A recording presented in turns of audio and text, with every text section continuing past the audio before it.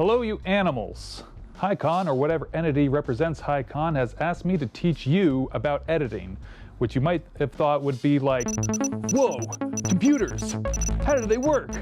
Nobody knows, let's get inside and mess up some footage. Okay, so now this timeline's resolution is 1080p by 1920, but the clip is 384 by 2160, so what you can do, but that would suck, and there are like a billion other videos that do it better. There's probably like a billion other videos that do this video better, but we'll go over editing in a way that'll make you happier and more attractive, guaranteed, or Katie O'Day will give you $100. No questions asked. Editing. What is it? How does it work? Nobody knows. But in general, it's taking material and arranging it in a way to convey a message, story, or information, or idea. A boxer may alter an opponent's face. They're not really editing, though. I wouldn't call it editing, but I guess I might be biased against boxers, and maybe I should examine that about myself. I've edited the script to this video to convey the information more clearly and simply. I've cut out the clams and the bad takes. Cut out the clams and bad takes. Cut out the clams and bad takes. I've cut out the clams and bad takes. Bad takes. Also to enhance clarity, but mostly to enhance vanity. I've added supplementary material like pictures and sound and text to accentuate certain details and make the whole video a little bit more lively. But Mr. Suave, how do you do it? Well, tiny, terrifying version of myself, I'll tell you.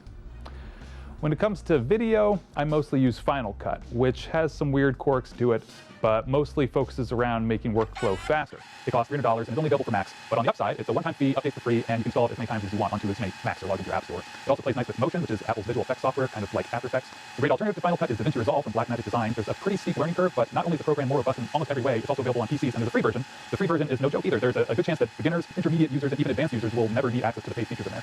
If you want to edit on a mobile device, I'd recommend LumaFusion. It's only $20 and is the most robust and easy to use editor I've worked with on mobile. And I do a ton of editing on these devices though, so yeah. Lots of people use Adobe's programs, which are great, but you need to pay them monthly, and the costs add up quickly. On my work computer, I routinely use a website called Photopia.com, which is basically an online Photoshop. It's free and shockingly similar to OG Photoshop. So that was boring, but those are some tools you can use.